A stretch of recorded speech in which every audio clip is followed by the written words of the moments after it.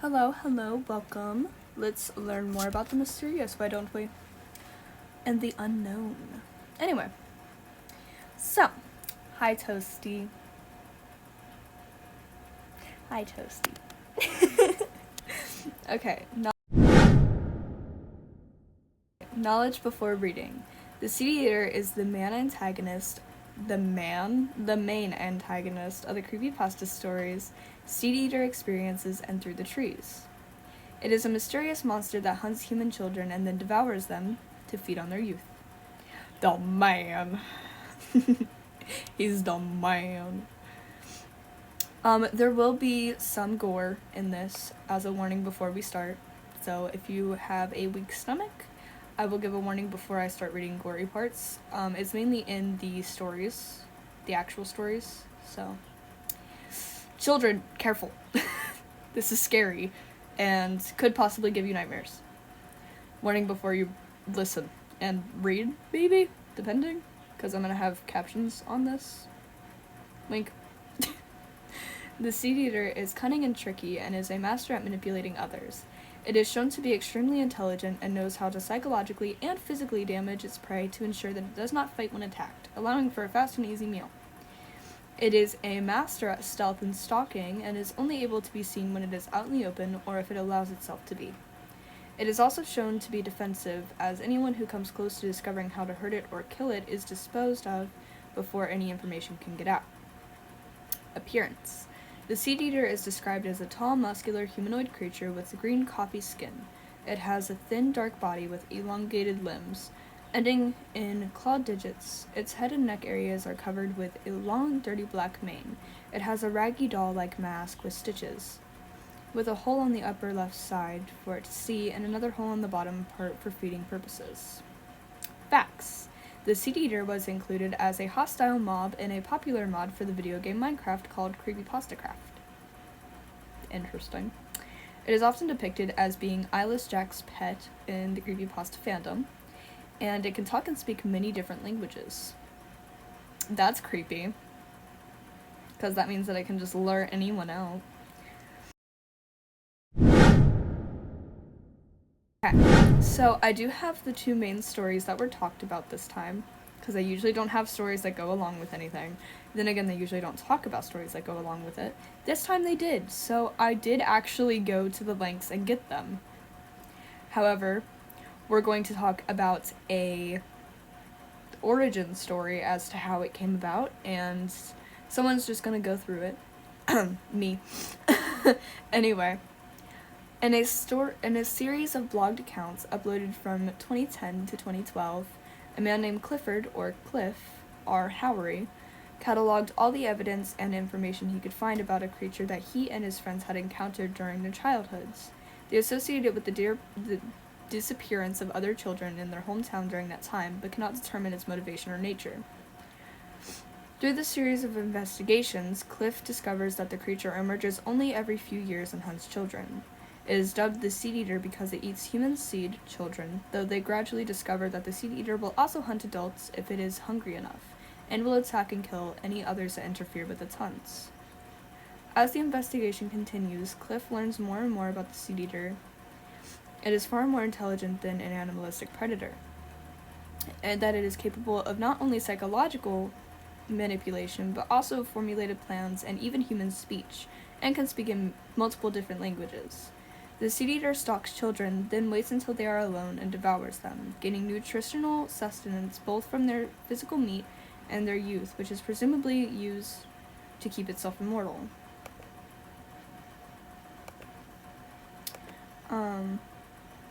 The Seed Eater is extremely intelligent and psychologically torments all who come into contact with it, even if it is simply viewing it.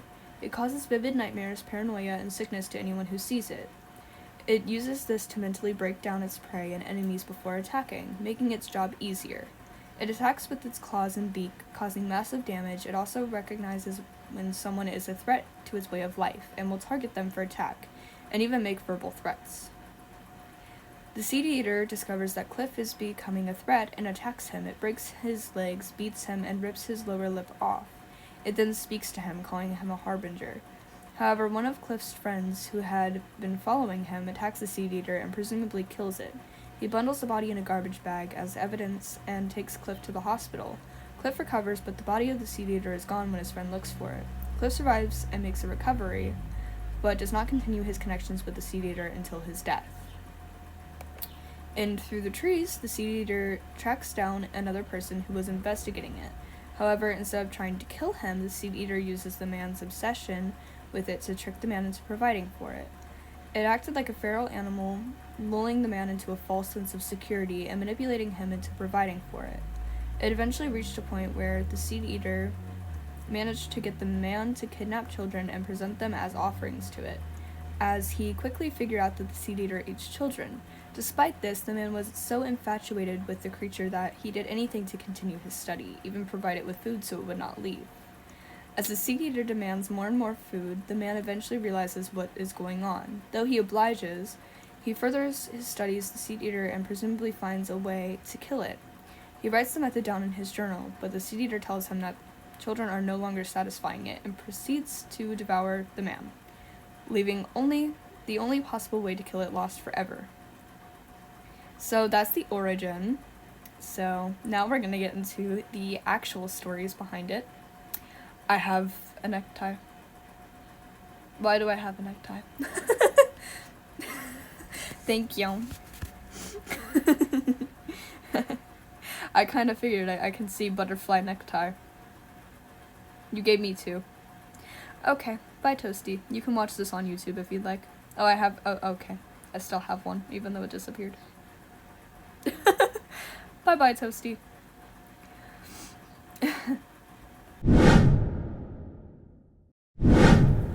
Okay, this is Through the Trees. I wish you would have stayed home, away from this cruel world that we live in. Dear reader, children shouldn't roam this world alone, but we can't keep them in their nests forever. My son left his room one night to the enchanted chirping outside his window, and I knew what that was, but only from the years of my studying. You see, there is a monster that wanders around the globe, preying on innocent children, watching, waiting. I remember fondly, it was September 15th, 1983. That was the year my wife and I escaped the busy world of New York to our lives in the country, North Dakota. We lived happily there for several years until I discovered my one true love studying the seed eater. The seed eater is a disturbed bird or a human creature that roams the forest, stalking children, abducting them to be part of the legend. On June 19th, 1987, I first saw it sitting in my tree on the front lawn. I was in a daze when I saw it. My destiny beckoned to me. It said, follow it, love it, learn it. Around the same time, 2 weeks later, I awoke to a strange tapping noise on my front window. I knew it was him. I ran out of the house to see it sitting in the tree, just staring into my eyes. I was about to cry from the majesty of it. I remember it telling me that it wanted my help. I would do anything for it. On April 3rd, 1988, the seed eater arrived at my window again. I was overjoyed. It said it was time, and I remember, you see, the seed eater devours children to keep itself alive, indulging in their youth to live forever. I remember the little boy. Oh, what was his name? Oh, well, it doesn't matter. I remember going to the house and just simply knocking on the door at 4:29 a.m., but nobody would answer. I saw the bay window. It was the boy's room. I went to tell the seed eater, let's just call him S.E. for now. He told me how to get his attention the next day. A couple weeks went by, and the stench of flesh was disgusting. Where was S.E.? The parents of the boy put up lost posters last week. I wonder why they didn't worry for the first 2 weeks. Oh well, I'm not concerned. On May 14th, 1988, the boy was nothing but bloated, rotten flesh, and the S.E. was nowhere to be found. I guess my services weren't needed. May 15th, 88, he came, he took the body and requested another. May 16th, 88, 6 kids killed, 6 kids devoured, 6 more requested. May 18th, 88. However, losing people makes me wonder. Help me. The killer monster, Seed Eater, came tonight. He said kids weren't doing the trick anymore. He wanted something bigger. If you're reading this, you may be the only hope to finding out the truth of this thing. In my room, there's a journal. On page 49, you'll discover how to take the life out of this monster. But he had me under a tight death grip. I couldn't do it, but maybe you'll have more strength than me. Goodbye, everybody. I hope being eaten is what I brought on to myself. So that's through the trees.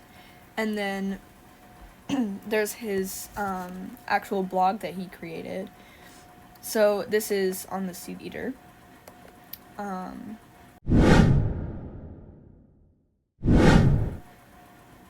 Okay. From David. Hello, Cliff. First of all, I'm glad that you're alive, and second, I'm sorry if my English is bad because I'm from Germany.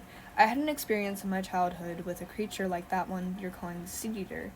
I was 10 years old. Near my neighborhood in the town of Oberhausen, sorry if I said that wrong, was a small forest in which I played often with my friends. I remember very well on this rainy day, me and two friends of mine went through the woods as we noticed this disgusting smell. Then one of my friends pointed on something, and as I turned around, I saw it too. It was as big as a grown man, long black hair, and he was wearing something similar to a black coat. The face of this thing was just like everyone else has described it, stitched together in only one eye, but it was not white, it was red, or to be more accurate, pale red. My friends ran away immediately, but I stayed there and stared at it like it was staring at me. The creature twisted his head in a very strange way, very slowly. Then I heard my friends calling to me. I turned to them. I heard the creature roar, and then it was gone. Later that day, I told my parents about this creature, but they only laughed at a child with too much imagination. In the same way, I had a dream, a nightmare, or was it real? I don't know.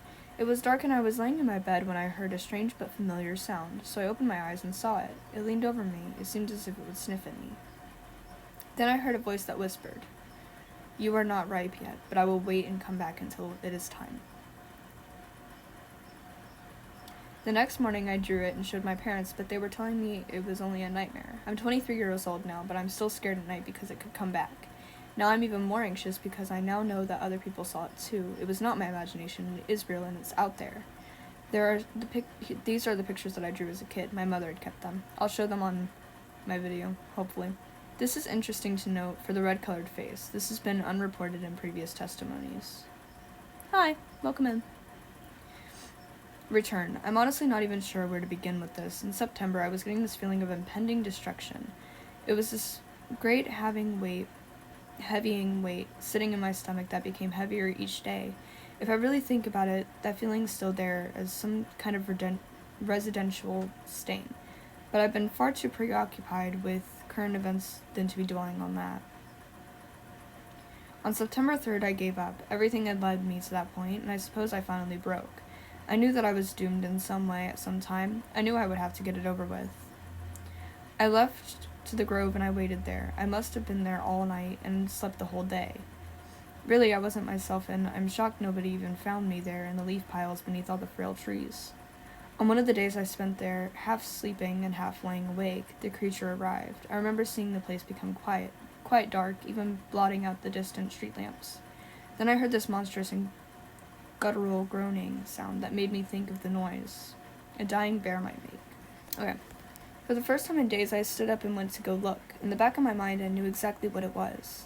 As I got into the clearing of the playground, I saw it standing there, hunched over. It was wearing something, maybe clothes it picked up or something to try to blend in. I just remember looking at each other for a very long period of time. Then I did something stupid. Hazily, I threw stones at it and tried hitting it with tree branches, but they all seemed to just disintegrate into ash before they came close to it, and then it lunged at me. Before it came too close to me, I had really no idea how big it was. It hit me and blasted me backwards, and that's when my legs must have broken. I recall being pinned down and having it stick its horrible face at my head. I think it has teeth. It must have teeth of some kind, because the next thing I felt was his terrible sharp pain on my face and this huge whirring noise come from its mouth. It felt like knives were being thrust across the area. It was only there for a second, and then the creature pulled away. I tried to say something, but I couldn't. It was just the sputtering and bubbling sound of blood coming from whatever was left in my mouth. I can't even bear to think what would have happened to me if I hadn't stopped. The creature lifted its head up and spoke to me. It told me that I was the harbinger, that my life wouldn't be taken because of this. The whole thing felt like a warped dream. In fact, I'm not even sure it was completely real. But I can remember what it said to me. Afterwards, I drifted into blackness. I woke up on September 12th, which was apparently just over a week since the incident. My face was covered in bandages, and I was told that surgeons had to reattach my lower lip, which had been off halfway up to my left ear. Robbie said he saw what happened. He told me that after the creature attacked me, he came in and killed it. What weapon he used was unclear. He said he put the corpse in a garbage bag and wanted to use it as evidence of its existence. He wanted to show me it, but when he went back to the bag, he only found leaves inside. I'm not sure if he's telling the complete truth, but I trust my brother. Whatever happens to the corpse is unknown. But we do know that, from Robbie's testimony, the seed eater is dead. In the weeks since I've tried updating Facebook, I've been confined to a bed, and I think I was being fed some type of drug to keep me asleep or from asking questions. I just know that all of a sudden it was January and I was being bombarded with all this MCO rubbish. Then last night I was stuck in a wheelchair and hauled out of wherever I was. It wasn't a hospital. Then I was crammed in the back of a van and driven somewhere. After, I was dumped into a bright white room and yelled at through a speaker by a guy who called himself Mr. Lundestead, head director or something. He was demanding to know why I was breaching these policies that I didn't even know existed. Somewhere I got his facade to break, and he admitted that they were studying a subject and that I was leaking secrets about. I can only assume that they meant the creature. I told him it was dead, but I don't think he was very convinced. Nonetheless, we've reached a compromise of some sort. I get to keep my website, but it is now going to be under MCO monitoring. I managed to persuade him that there was this community being built by the site that was impossible to remove. Whatever research they're doing now, I don't know. I just thought you would all... Why did that just scare the crap out of me? I just thought you would all need to understand that we are being monitored by the Maelstrom containment operation. About Cliff. Cliff is alive, I promise you this. Sadly, he is currently in no condition to be blogging or to make any videos. God knows if he will ever be able to speak again, but we all have hope. The Howery family extends its thanks to those who have expressed concern towards Cliff's condition or sudden disappearance. We can assure you he is doing well, or better than he was before. Update. Cliff says he will likely be returning to blogging at some point, but he is still unable to physically talk properly due to the facial wounds and must resort to writing things down for us. As of right now, he is barely awake enough to blog anything, but he ensures that he will once he's in better condition. Goodbye. That black cloud is going to be coming anytime soon. I've thought this out. I'm going to the Grove. I thought about doing it the other day when there was a bad storm, and I think I've denied everyone of this for long enough, so let's just get it over with. Another picture. That's the clearest I could get a cropped version of Todd's picture. I'm sorry if I couldn't solve everything, or if I led to disappointments, but if I count off the ordinances, I'm finished anyways. It's just a matter of when. Again, might as well get it over with. Okay, this is going to be a lot longer than the others. From Catherine C.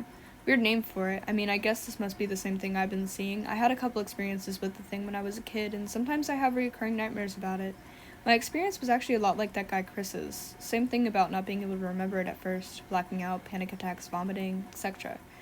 Whenever I have the nightmares, the image is preceded by a feeling of intense horror, dread, disgust, and rage. Like the embodiment of the antithesis of everything you've ever thought was good in life. At the same time, there's this sort of bizarre attraction to it. In the dreams, whenever I would try to look directly at it, my eyes would water and vision would go blurry for a second, but then it came into focus. I immediately woke up needing to vomit. I don't know what the hell it is or why it insists on messing around with people if it doesn't want to eat them. But if the whole conspiracy about Morgan Park is true, that is seriously a shock to me. The whole thing sounds like a really interesting episode of The X-Files. Yeah, and here I am rambling, but the point of emailing you is that I actually have a picture somewhere. I used to take photos of everything when I was a kid, and I still have it. It's over at my dad's house, and as soon as I get the chance to visit him, I'll go dig it out. Unless it gets destroyed by floodwater or disappears or something, who knows, all sorts of mysterious crap is happening in other people's photographs. Apparently, I've never shown it to anyone before. You'll be the first. Something knocked. I did not like that. Happy hunting, Catherine. And then from Jared. Hi, Cliff. Listen, I don't know how much help this is, or even if it's really related, but I stumbled onto these seed eater stories not too long ago, and it reminded me of others I've heard, specifically stories from the Dreamtime. I'm from Australia, and natives here often share their tales of creation and learning with us. One that stood out was a creature called the Quinken. God, I cannot pronounce that. The cave drawings and tales of the creature are vaguely comparable to that of the seed eater experiences, and they have similar habits or features. They hunted in remote areas, specifically targeted children. They hid in the branches and between rocks. They were tall and thin, very dark-skinned, had matted hair. Quinkens, however, weren't noticed for weren't known for the rag face. Jeez. Their odor is also never mentioned. But these stories came from thousands upon thousands of years ago, so maybe it's changed since then? Maybe it never felt the need to do the mask here. I'm not entirely sure if they're connected or if anyone has already shared this with you, yet I feel as though I should draw your attention to at least a similar creature here in Australia. From an unknown sender. This one's kind of creepy. Hello, Cliff. Do you know why you haven't been attacked yet? Do you know why you are still alive? Surely your ego isn't so exuberant as to expect some sort of special treatment. You are a rule breaker bent on continuing to break the rules, and because of this, you will face it one day. But you are still alive, and I will tell you why. The creatures are not aware of what a blog is, any more than they are not aware of what the internet is. Such matters do not concern them, but they are aware of you. This I am sure of. They are a hive mind. They are one conscious. While there are many of them, it is as if they were one. As soon as one learned of your existence, they all have. You are still alive. You have altered the hunt, but you still breathe. This is because you started a chain reaction. The rules do not come from a book. The rules are much older than a 20th century publication. That stayed for longer than it normally does, and that kind of freaked me out too. Many people disappeared to establish these rules, and you mock them. But it is your mocking that you are guaranteed for your survival, for now. Those of us that survive after altering the hunt only live because others suffer. Before the internet, when the creatures were a mystery, whispers of their existence were occasionally heard. Those that tell the story remain immune because they do not alter the hunt, they expand it. This Richard is another example. You have allowed for people to become victimized by the creatures because of you. Unimaginable altercations have been made, leading to more disappearances. What the heck? I don't like this.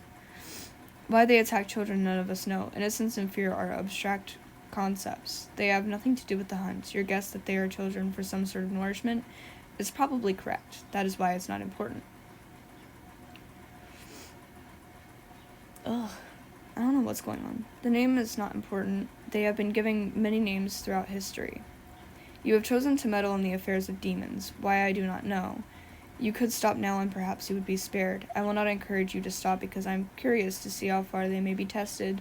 You are not the first of your kind, but you have persisted longer than any of us. With the sightings start, they will never stop. Even when they are hunting someone, they never stop watching. They are waiting for something.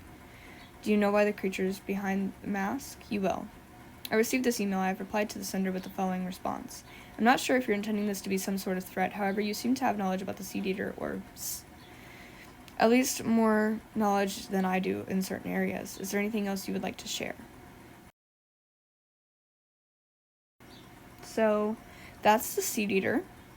I think this is an actual true story, but I'm not sure because it's an actual blog. Like, it's a blog spot. Do I know if this is all fake? No. And I actually started getting the feeling that it was. Here is what's weird, and that doesn't typically happen. I don't like that happened, because I started getting really dizzy out of nowhere. Anyway, that's the end of this episode. And, yeah. So, I hope you enjoyed this maybe possibly true story. And I will see you in the next one. Bye!